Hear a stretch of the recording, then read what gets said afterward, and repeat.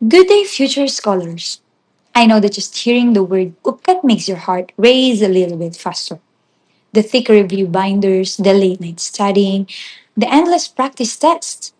We know exactly how much pressure you are feeling right now. But look around this room. You are here because you have a dream. And today, we brought in someone who knows exactly what it takes to turn that dream into reality. Our guest speaker today walks the very halls you are aiming for. He didn't just survive University of the Philippines. He mastered it. He earned his Bachelor of Arts in Political Science from UP Diliman and went on to conquer the prestigious UP College of Law. He knows the grit, the late nights, and the exact mindset you need to ace this exam. Since passing the bar in 2017, he has dedicated his life to public service and the law. He has served at the highest levels of our government, working in the Senate Electoral Tribunal and holding key director and legal positions within the office of the president.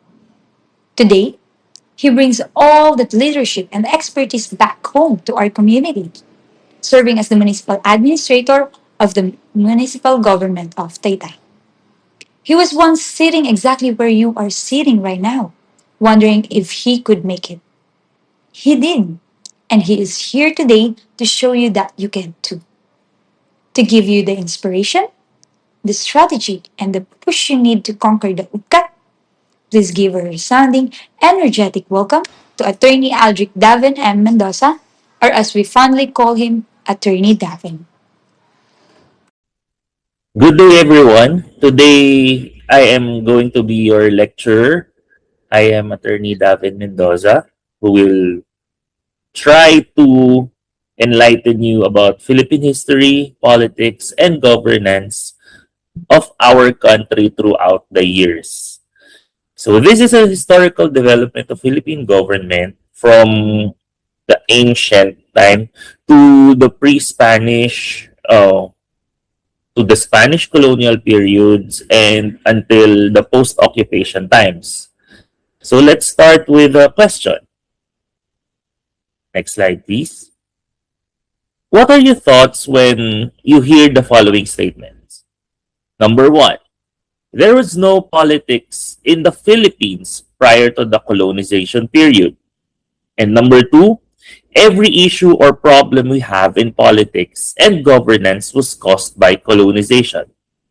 For the first question, imagine when the Spaniards colonized the Philippines, actually, when the Europeans colonized the East or the Asian region, their claim was that they're trying to civilize the countries because there is no any form of urbanization or civilization, and they are doing the eastern countries or these new discovered countries a favor by giving them urbanization, civility, and even a form of government that is politics. That's what they used to claim.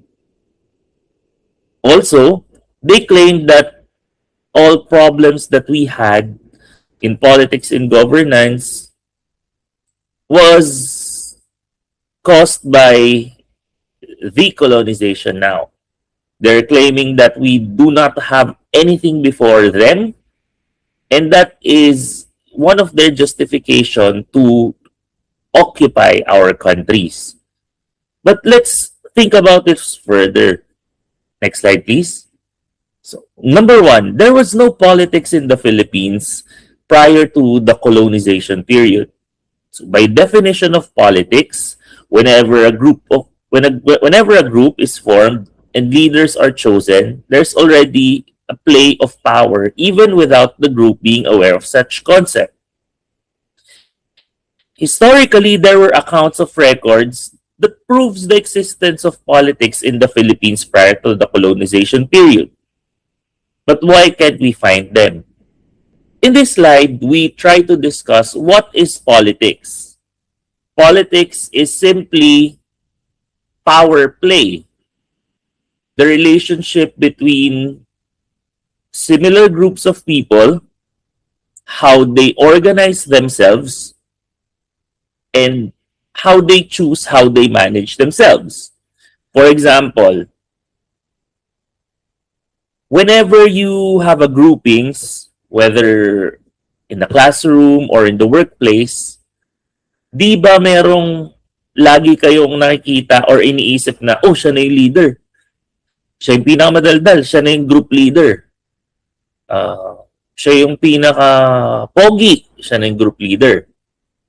Automatically, we create power relationships even if we don't know that it is what we are doing. Even in our small barkada or friend group, we almost always have that one person. It's either the leader of the group, yung the coolest guy around, or yung queen bee, or yung basically the person who people magnetized with. And that is actually politics. That is power play in your group. Whether it's just a group of two people or hundreds, thousands, or even millions of people. So, how can the Spanish people or how can the colonizers claim that there was no politics prior to the colonization period when we already know that there are several groups of people here in the Philippines even before they came? Next slide, please. Because there were no actual records. Why are these records non-existent? Because before the colonization period, before the Spanish came to the country, our rules are created in an oral tradition or menial writing, and that's the first thing that the Spaniards destroyed when they came to our country. Here it says that there are lots of rules and laws created by the chieftains or datus. Until now, we still use the term datu, but it's more used in the southern part of the country. But before, all throughout the Philippines, the tribal leaders or the chieftains are called datus. And again, these records that the datus had were the first to be destroyed by the colonizers because that is actually how they do things. They want us to forget who we really are as people. And erasing our history, erasing our own rules, is one of the best ways to do it. Next slide, please. So second misconception about Philippine politics is every issue or problem we have in politics and governance was caused by colonization. A lot of political issues and concerns that we have can be traced back even before colonization. If you think about it, it's a little arrogant for these colonizers that nagkaroon lang kayo ng problema sa politics tsaka sa government because dumating kami. And again, we've been playing politics even before they came with our datus. It's not a unified national government per se, but we have our own tribal leaders, our datus. And do you actually believe that these datus did not have any fights or any political issues, whether territory or trade? It's hard to believe that the Philippines did not really have any political or governance issues before the Spaniards came. Next slide, please. So now we go with the issue, or at least let us give you a context of political dynasties. If you say political dynasties, it means that there's a certain group or specifically a certain family who are actually monopolizing or dominating the political landscape of the area. So here is a infographics from the University of the Philippines, which basically summarizes the status of political dynasties in the Philippines. But this is, take note, this is a 2013 infographic. So by now, 2026, it is totally outdated already. But even with the outdated data, we can check here that 6 of our presidents have relatives serving in the Senate. And actually, if you think about it, up to now, you can still hear these family names. We still have a Marcos as a president. We still have Estradas in the politics. We still have an Aquino in the Senate. If you think about it, aren't we just being ruled by the same families altogether? You can see here, 250 political families have dominated the Philippine politics at the national and local level. 56 of these political dynasties came from old political elites. So these political elites, actually some of the families or some of the names that we hear often still comes from those who were in power as early as the Spanish period. But you can check here that 44% of the political dynasties emerged after the first EDSA revolution, meaning the political landscape changed, alliances changed, and people in power changed.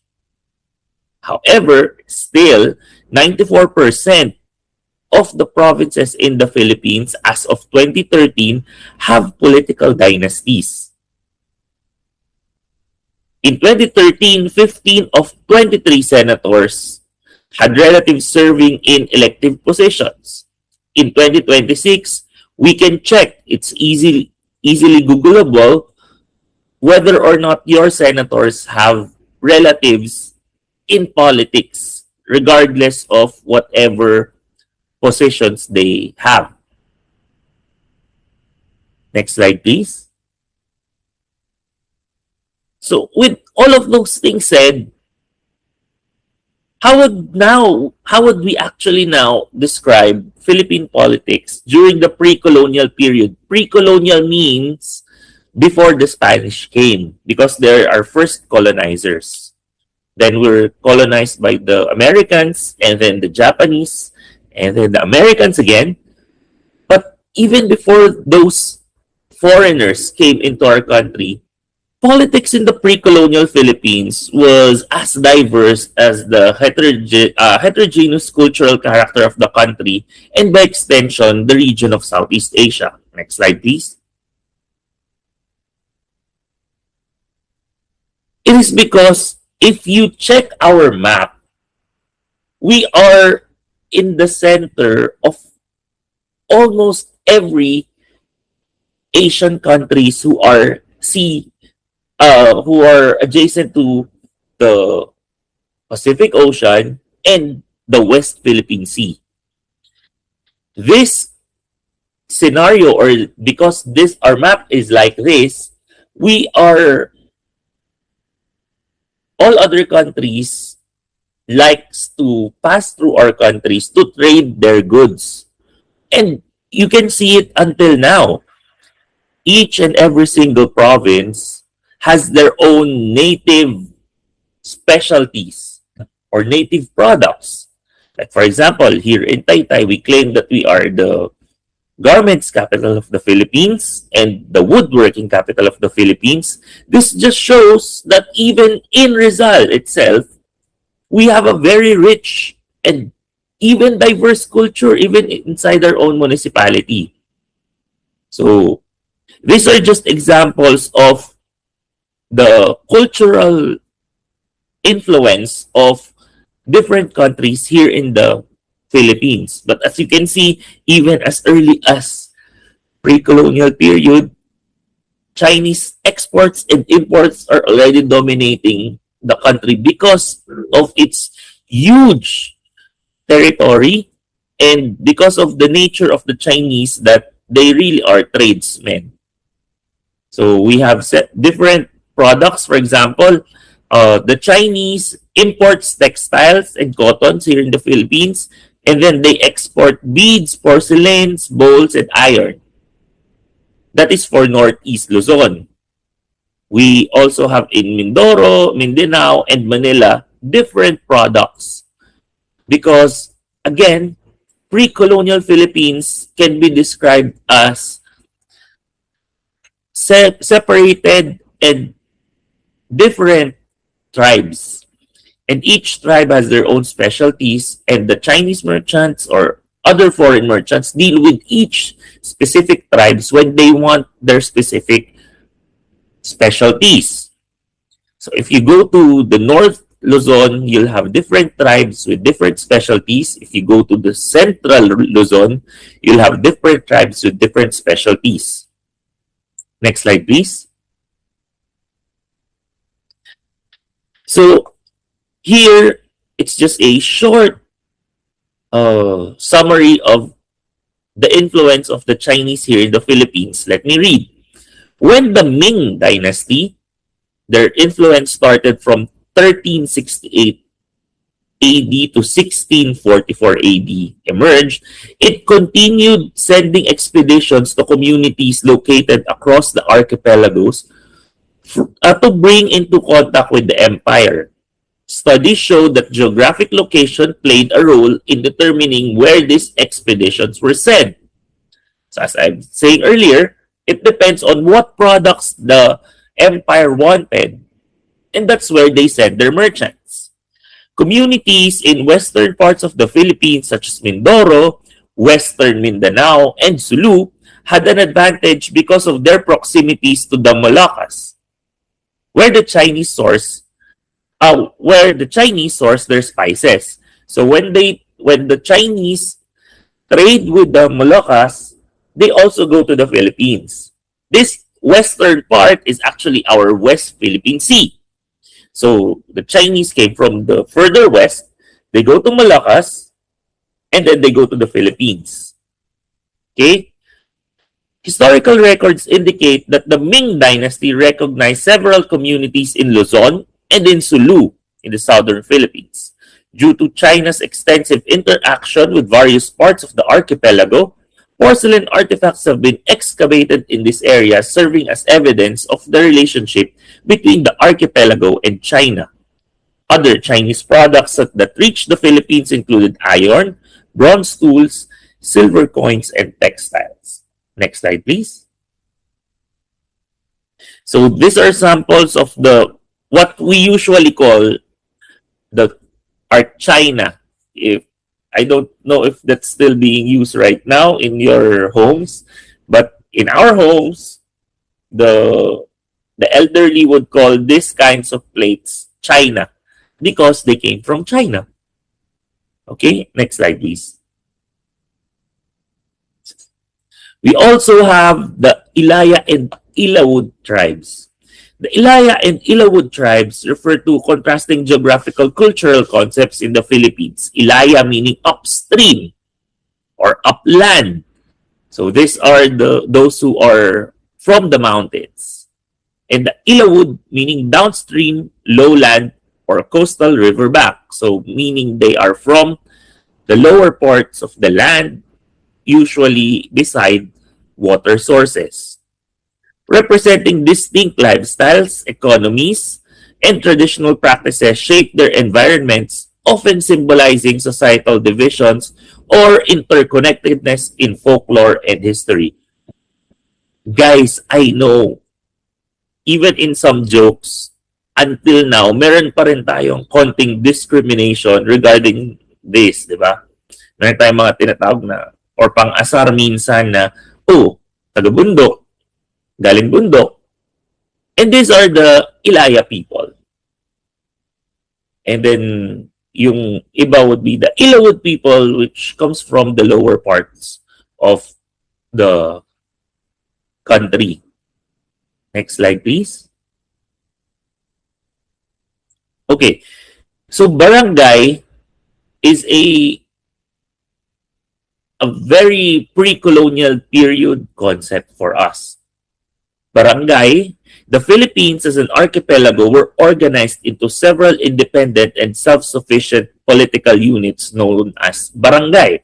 So when I discussed earlier about the different tribes in the Philippines, they usually form, or these tribes are usually called balangay. Balangay originally changed to barangay. And that is, up until now, we use to indicate a small group of people living together. But it's now formalized under our laws.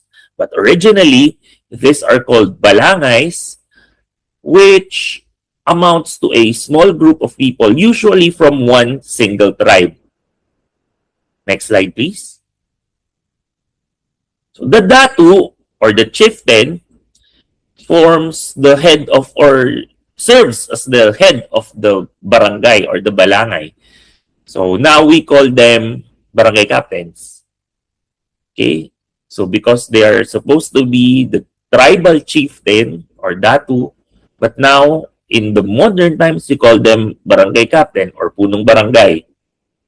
We also have the concept of timawa or the freemen. These are the normal people who do not have, who has their own livelihood and do not have any crippling debts, which forces them to become slaves.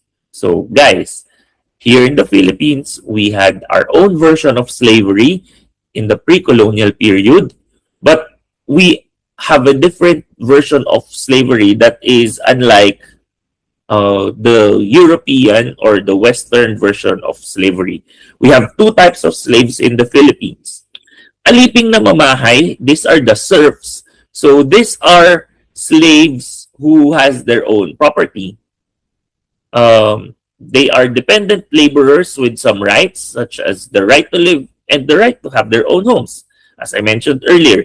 So if you are an aliping na mamahay, meaning you are a slave, but you have your own property, you just go to your master every day for the rest of your life, working the same thing or working whatever your master ordered you to do. And we also have the actual aliping sa gigilid. This is the traditional concept of slaves na walang sariling bahay, walang sariling rights. They live with their masters, and they cannot own anything. So these are the lowest class of people in the pre-colonial Philippines. Okay, next slide, please. So during this period, again, as I mentioned earlier, we had oral or written laws. Not only laws, but our history, our books, both transferred orally through the different scribes, through what we call, others call babaylan, or we have in the different tribes other terms for them. They call them tribal princes or tribal librarian because they have their history or their books in their heads. Those are our oral culture. We also have written codes. But again, as mentioned earlier, those written codes were the first ones the Spaniards destroyed when they colonized our countries. But again, we still have some copies, or we still were able to preserve some of them. So we have the Maragtas Code as early as 1250. That is a tribal law that is promulgated by Datu Sumakwel of Panay. And we also have one of the more famous one, the Kalanchaw Code, which was created by Datu Kalanchaw.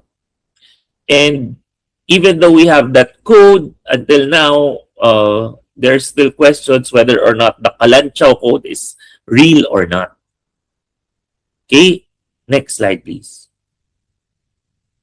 In the pre-colonial Philippines, we had a more powerful women's rights. In the Western countries, their women cannot vote, their women cannot rule, their women cannot own businesses, and the masters are always men. But here in the Philippines, we are more modern thinking. We gave more rights to women, and the women in the Philippines played a pivotal role during the period as they hold important positions in our societies. So again, we have the concept of the babaylan. We have the concept of the tribal princesses. Uh, if you still, or if you can still hear her name, we have an example, a great example of preserved Philippine history from the uh, mountain side. We have Apo Wangod. If you remember Apo Wangod, she holds a very important role in her tribe, and that is to give the tribal tattoos. The tribal tattoos are traditionally given only to warriors who made great uh, contributions to their tribes. Before you get a tattoo from Apo Wangod or from other tribal tattooers, you should have done something like you hunted a tiger or you discovered a new water source. So that was the original concept of tribal tattoos, which this kind of concept, when the Spaniards came to our country and they saw that we gave premium to the presence of women in our communities, they did not understand it. That's again why one of the reasons that the babaylan culture was eradicated by the Spaniards when they colonized us. Next slide, please. As to the judicial process, most of the laws evolved based on native customs and traditions. They were both unwritten and written and were passed from one generation to another by oral tradition. So before, during the pre-colonial period, the Philippines, again, we were living in tribes, we're living in balangays, we have our datus, and then what the datus say would be the law of the tribe. And again, because of the different tribes, different cultures, they have different laws for each tribe.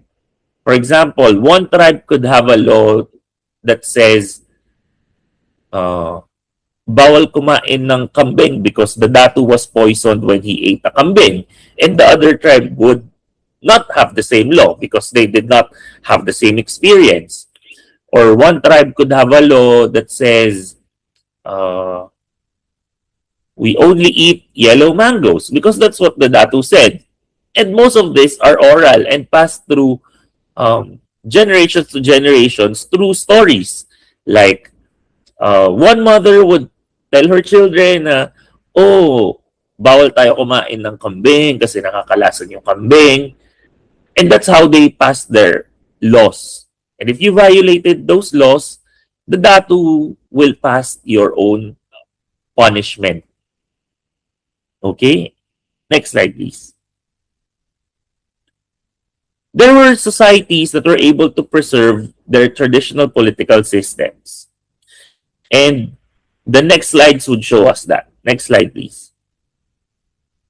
So, there is a author named Scott who published a book on Philippine, or a study which described 4 types of Filipino unhispanized societies. Di ba medyo arrogant sounding unhispanized. But di na lang nila tinawag na original societies of Filipinos before the Spaniards came. But here we go.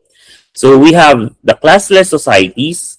So these societies with no terms which distinguish one social class for another. So wala pang hierarchy on the people. We also have warrior societies.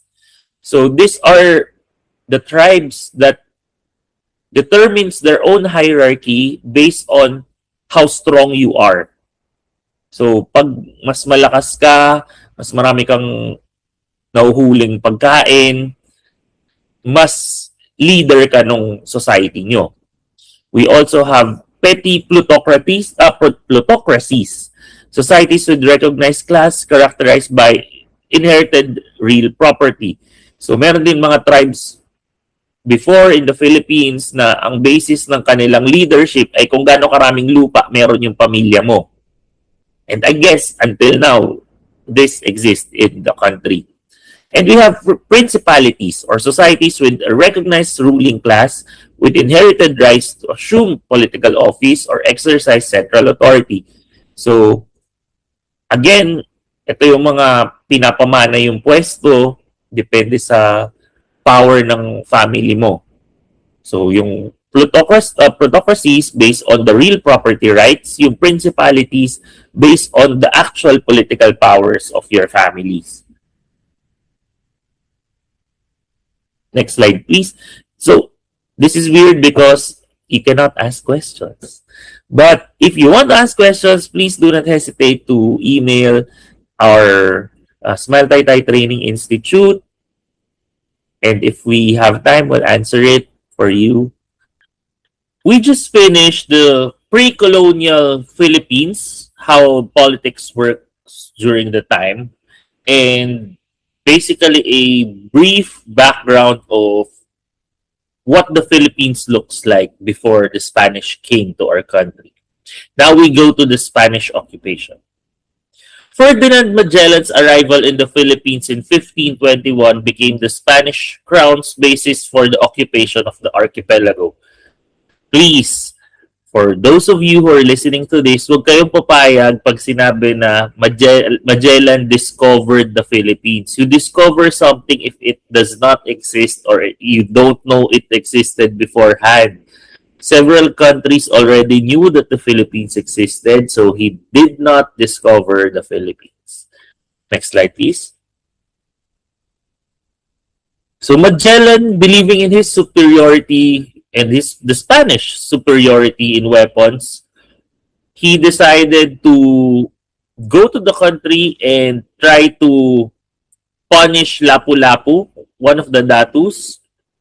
He came here on April 27, 1521 with 60 Spanish soldiers and the men of another or a different datu, which is Raha Humabon.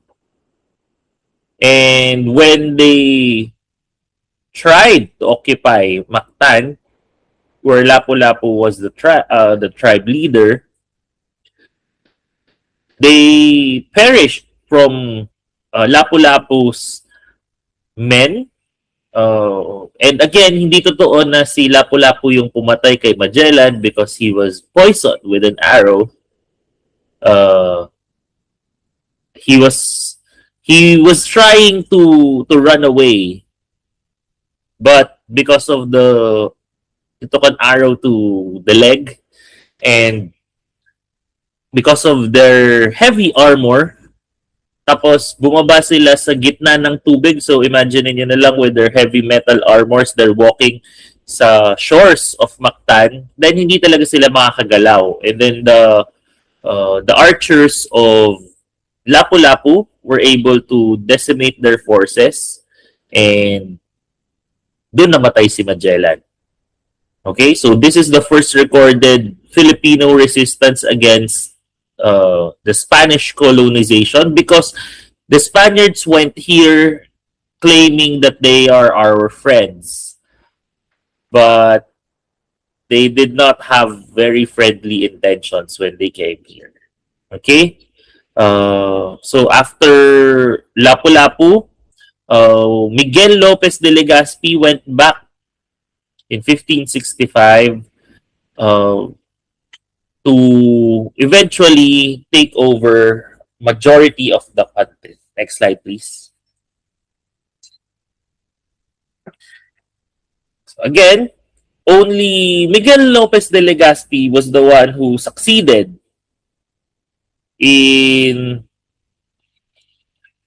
occupying the majority of the country, and he was the one who formally established a colonial government in the Philippines. But that's only in 1565. 1521 they failed. They came back 44 years after. Tama ba yung compute ko? Yes, 44 years after. Next slide, please. So the Philippines was indirectly governed by the King of Spain through Mexico and then the Council of Indies in Spain. So again, if you think about it, in most of the movies or history books or TV shows, you will notice that the Spaniards always call the Filipinos Indios. That's because Ferdinand Magellan had the wrong idea that he went to the Indies. Naligaw si Magellan, went to the Philippines, he thought he was in Indies. That's why he called the Filipinos Indios, which is weird. We're not Indios, we're Filipinos. Or tribesmen of specific tribes for that matter. But again, imagine your government, wala pang cellphone nito, wala pang email, wala pang text. Lahat ng sulat, dinadala ng barko na hindi pa mabilis, and the King of Spain will have to forward his message to Mexico, then through the Council of Indies, and then go here in the country. So, kung kunwari merong kailangan gawin na batas, yung King of Spain, baka tapos na yung effectivity bago pa dumating sa Philippines. Next slide, please. So when Mexico gained independence in 1821, dun lang tayo, syempre hindi na pwede dumaan yung utos ng King of Spain sa Mexico, didiretso na siya dito sa Philippines. That's 1898. Okay, that's 1821, and then 1898, doon na nagkaroon ng Treaty of Paris where Spain sold the Philippines to the United States of America. So, ang dami pa ding mga issues about it, but that's basically it. The Spaniards said that they are selling the rights to occupy the Philippines to the United States back in 1898. Next slide, please. So, again, this is just minor details, but there is a Treaty of Zaragoza. Doon nag-request yung Spain to acknowledge that they are occupying the Philippines. Okay?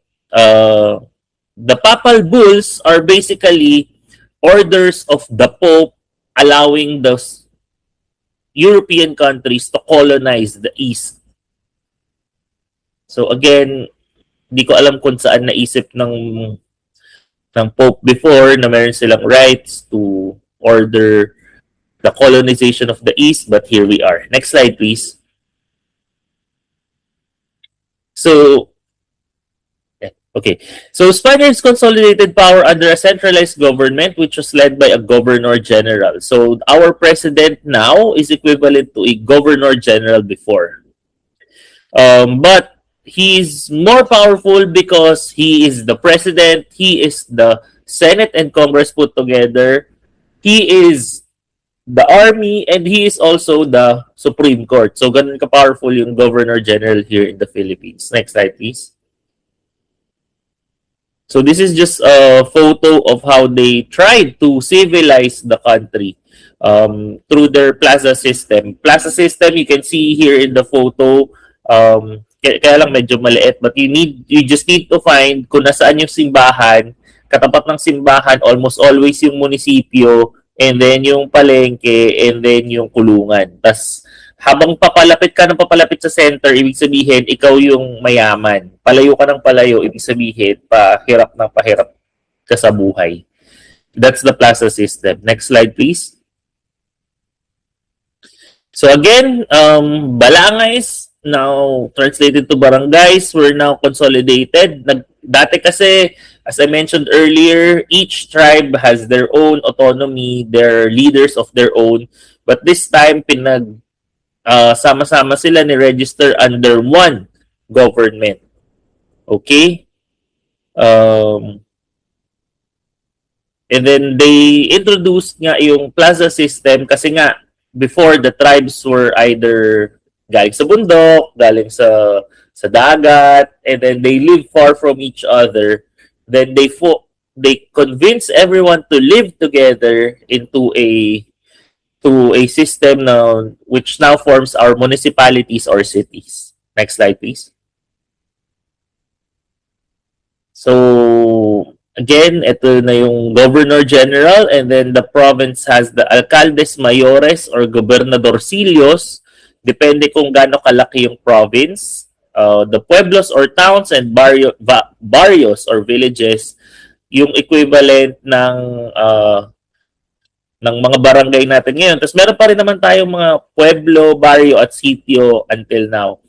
So those are just depende kung gaano karami yung tribe mo. Kasi may mga tribes na sobrang laki, tawag sa kanila barangay. May mga tribes na maliliit lang, mga sitio-sitio lang yun, and then barrios and pueblos. Next slide, please.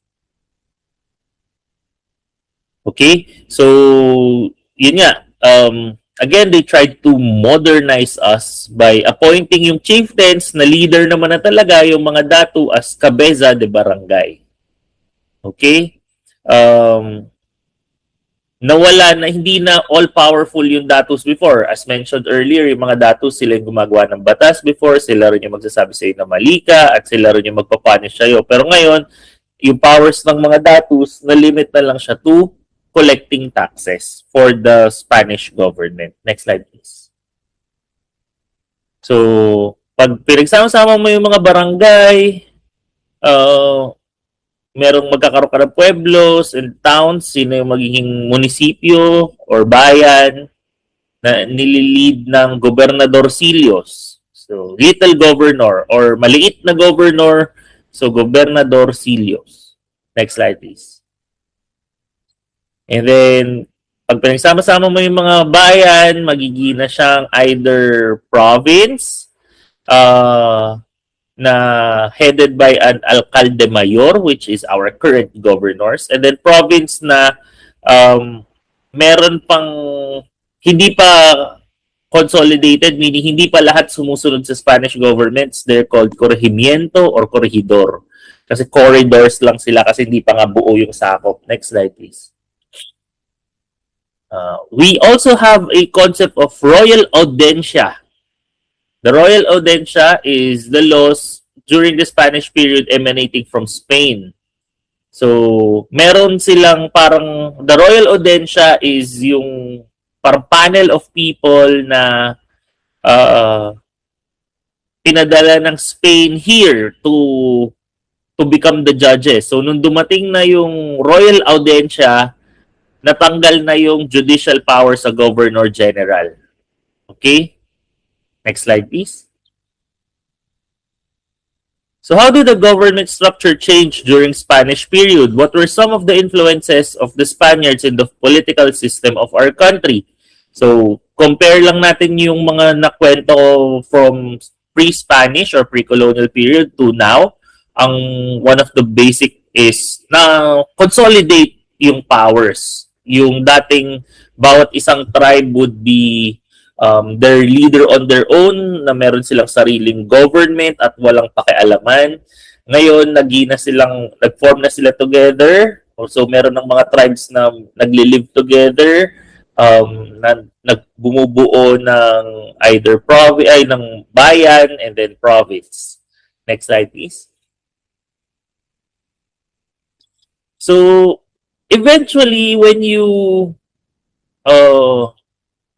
abuse the people, lagi kayong magkakaroon ng mga people who will fight for their own rights. So, again, dati kasi, pre-colonial period, wala tayong concept ng Philippines. Walang one whole country is Philippines. Dati per tribe lang sila. And then, when the Spaniards tried to unify the government, tried to make one Philippines, nagkaroon na ng concept ng nationalism as Filipinos. Next slide, please. So, alam natin yan. Yan na yung mga usual ideas natin of history. We have yung mga bayani natin. As early as 1815, pinanganak si Apolinario de la Cruz or si Hermano Pule na, ayan, baka narinig nyo na yung mga pangalan niya, but he's one of the original na mga nakipaglaban for the rights of the Filipinos as a whole. Okay, we also have, next slide, yes, please.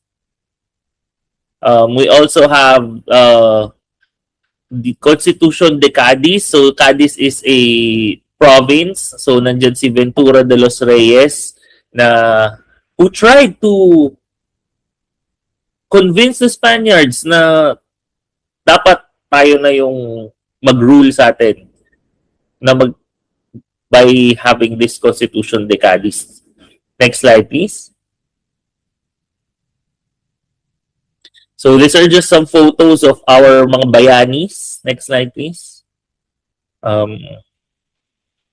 Okay, so as to the social aspect of the Philippines, naalala nyo kanina I discussed na merong Timawa, the freemen, then different kinds of slaves, and then the leading class. Now, nagkaroon ng bagong caste system, nagkaroon ng new hierarchy of the Filipinos.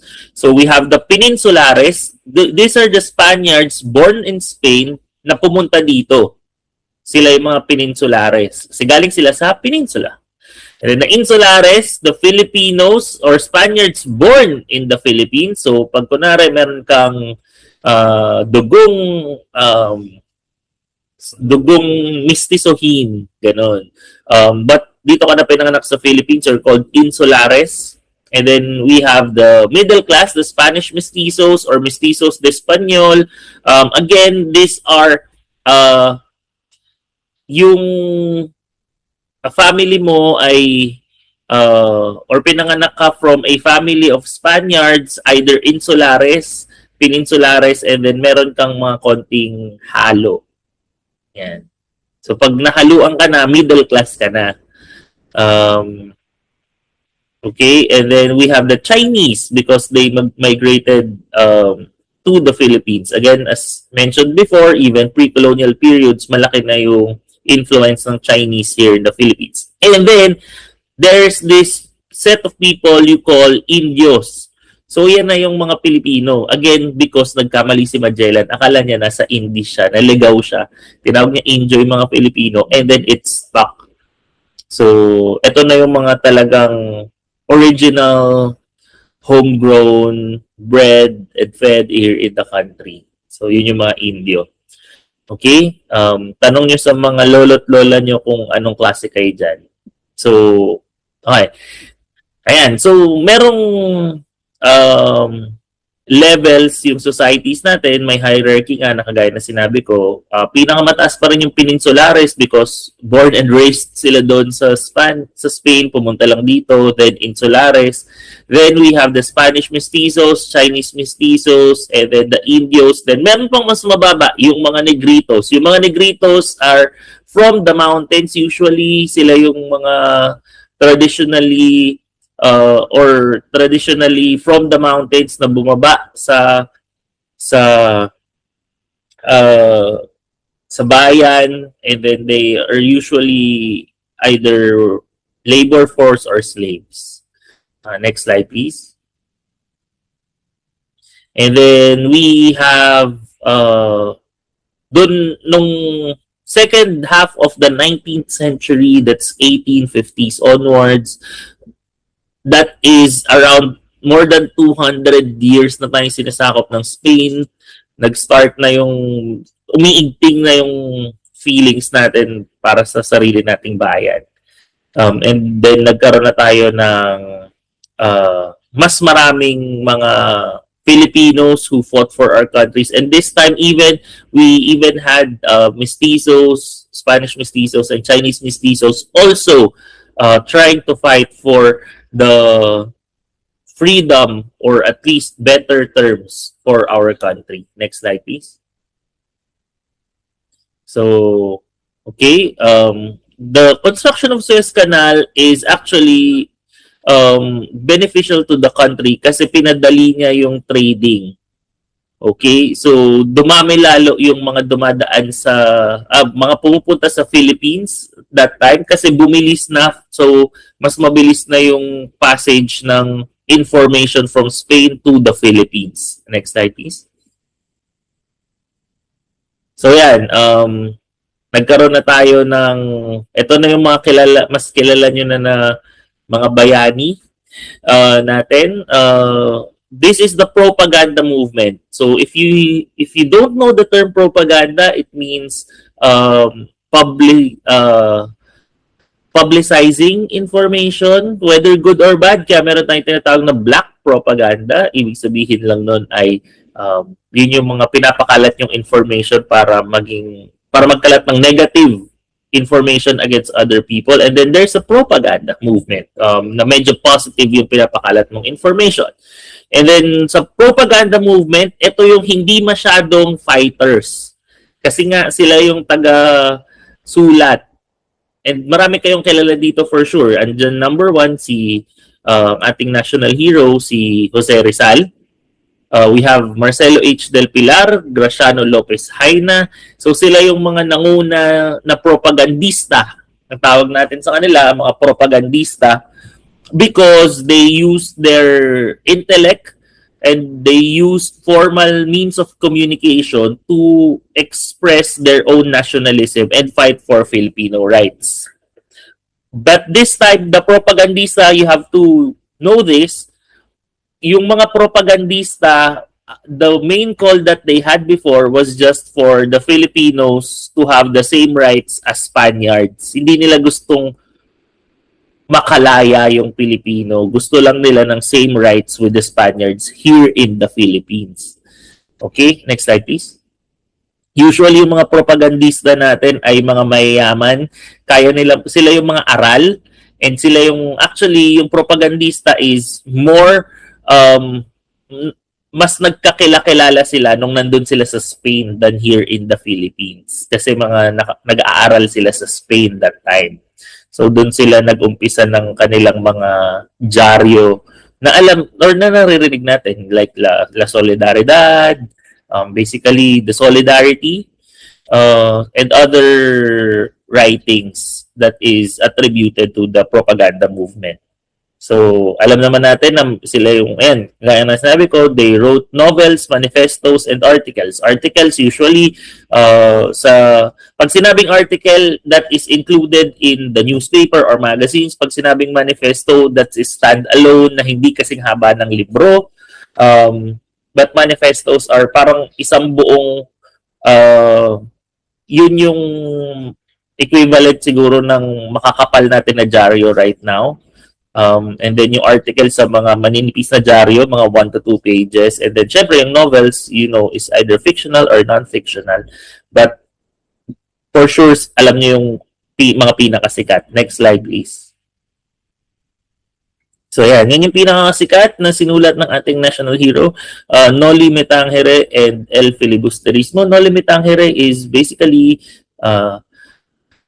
pag translate nyo, Touch Me Not, and then El Filibusterismo is the filibuster.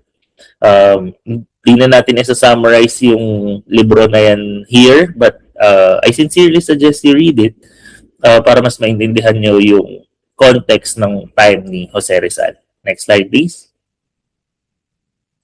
So again, these are the propaganda movement is basically through writing. So isa sa mga dati kasi when you pray in Spanish. And then this is one of the ways na si Marcelo Del Pilar was fighting for the Filipino rights, translate nila sa Tagalog. Though pag binasa nyo, hindi pa siya sobrang Tagalog. But that is Tagalog during that time. So, amain namin, sumasa kumbento ka, ayan, sumpain na ngalan mo. Diba, sumpain pa nga, pag if you use that now, hindi maganda yung tunog. So, translated na siya ngayon to sambahin. Pero dati sumpain. Kasi, sumpa is just to oath, to take oath. Anyway, so, Next slide, please.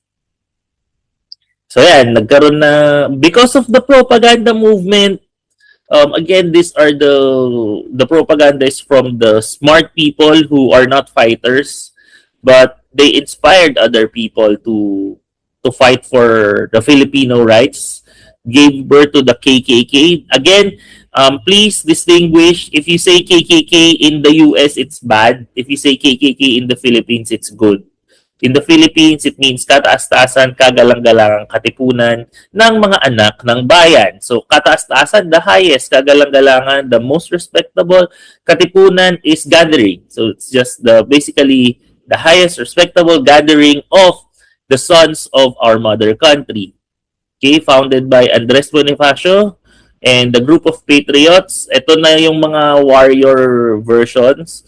So mostly the warriors or mga members ng Katipunan ay on the lower end of the economic spectrum, but the leaders are not. Si Andres Bonifacio is one of the may kaya during that time, but he founded the KKK. Next slide, please. So the KKK has its own government. So again, kasi ayaw nga nating sundan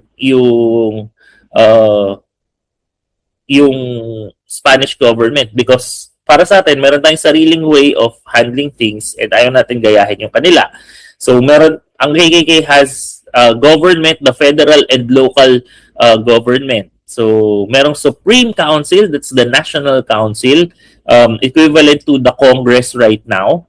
But that time, magkakasama lahat yun. President, secretaries, treasurer, fiscal. Parang classroom officials lang sila.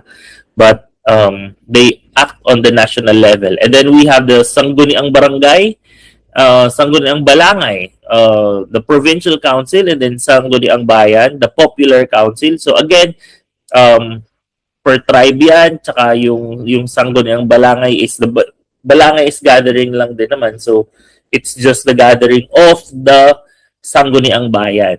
So, which forms the province. Yung Sangguniang Balangay is now the province, and the Sangguniang Bayan is now the municipalities, what we have now. And then meron silang sariling judge or judicial council.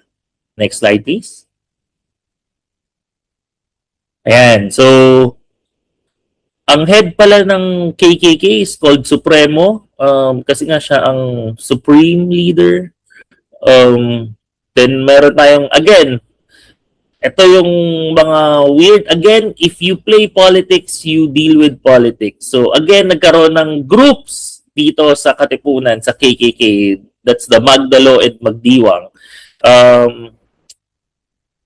So may typo lang ng konti dyan sa date, sa March. But yung Tejeros Convention was called where General Emilio Aguinaldo was elected president because nagkaroon, again, you have to think about yung context natin.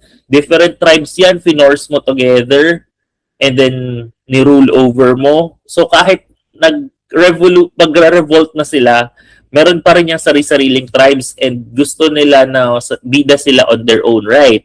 So yung Magdalo may ibang leader, which is tas may yung Magdiwang may ibang leader. Ang usual, ang nag-away niyan is Andres Bonifacio and Emilio Aguinaldo. But during the Tejeros Convention, Emilio Aguinaldo won as the president or the Supremo. Next slide, please. So, ayan, meron din tayong Naik is Naik Cavite.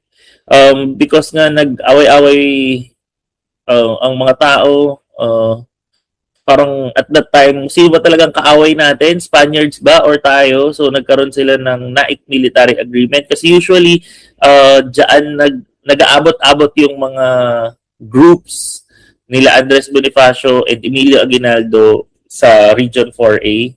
Naik is one of them. Next slide, please. Okay, so itong photo na to ay si Procopio Bonifacio, which is the brother of Andres Bonifacio. According to folklore, again, di ko sure if this is already proven, pero para manalo si Emilio Aguinaldo or para wala ng away pagkapanalo ni Emilio Aguinaldo, apparently pinatay daw si Procopio at si Andres Bonifacio sa bundok ng Maragondon at doon sila nilibing para wala ng away between the factions of the KKK. Next slide, please. So, okay. After nung Tejeros Convention, we now have the president, which is Emilio Aguinaldo, who established the Biak na Bato Republic. So this is one of the first republic, was one of the first Filipino-ruled government in the country. But again, nagtatago pa sila niyan kasi kaaway pa nila ang Spaniards. But during this time, 1897, malapit na to sa finish line ng Spanish occupation. Meron na tayong mga helpers from other countries, mostly United States. Okay? So yan, we declared our own Philippine state. Nagkaroon tayo ng pinatawad natin lahat ng mga kasalanan nila Aguinaldo. And then nagkaroon ng revolutionary government in Hong Kong. Medyo mahaba yung chismis dito, pero that time kasi nagkaroon ng gulo. Emilio Aguinaldo had to run to Hong Kong, kaya nagkaroon ng, doon sila nag-declare ng weird, no? Papalayain namin ng Pilipinas, pero nandito kami sa Hong Kong. Parang ganun yun nangyari dyan. Next slide, please. So again, April 1898, ayun na, so from Hong Kong, bumalik na si Aguinaldo dito sa Philippines, sa Cavite, and then he declared na wala na ang Spain sa Philippines, but welcome United States. Next slide, please. So, after nung 1898, nagkaroon ng Malolos Congress. Again, nagkaroon tayo ng sarili nating government. We had to make our own constitution following the declaration of Philippine independence from Spain. Kaya lang nag-start naman yung United States occupation of the Philippines. Next slide, please. And so in 1901, nahuli si Emilio Aguinaldo. Weirdly, Emilio Aguinaldo was part of the group who negotiated with the Americans, and kasama siya sa group na nagplano ng Treaty of Paris, pero hindi siya pinasama ng actual Treaty of Paris. And then nagkaroon ng para matahimik yung Biak na Bato Republic and mag-start yung American occupation in the Philippines, hinuli rin si Emilio Aguinaldo eventually. So the ultimate anime betrayal by the Americans against General Aguinaldo. And that is your Spanish colonization. Next slide, please.